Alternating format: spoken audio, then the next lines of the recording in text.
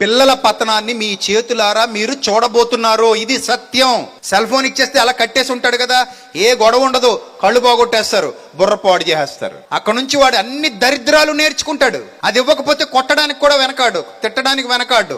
కోపాలు వచ్చేస్తే పిల్లలకి చిన్న వయసులోనే వాళ్ళ మీద దుష్ప్రభావాలు పడిపోతున్నాయి. నీచమైన ఆలోచన విధానం పేరుకుపోతుంది. దీనందరికీ కారణం సెల్ ఫోన్ చేతికిచ్చి పెంచే తల్లిదండ్రులు. 5 ఏళ్ళు కూడా రావు వాడికి, అప్పుడే సెల్ ఫోన్కి ఎడిక్ట్ అయిపోయాడు. మళ్ళీ గొప్పగా మా వాడు యూట్యూబ్ ఓపెన్ చేస్తాడండి, మా వాడు ఇన్స్టాగ్రామ్లోకి వెళ్ళిపోతాడండి, ఓహో మా వాడు ఫోటో తీసేస్తాడండి, అబ్బా ఆహా అప్లోడ్ కూడా చేస్తాడండి. సిగ్గుపడాలి ఇలాంటివి చెప్పుకోవడానికి మనం. అదే గొప్ప. అది 5 ఏళ్ల వయసులో ఫోటో తీసేస్తాడు, యూట్యూబ్లోకి వెళ్ళిపోతాడు, ఇన్స్టాగ్రామ్లోకి వెళ్ళిపోతాడు, ఫేస్బుక్లోకి వెళ్ళిపోతాడు.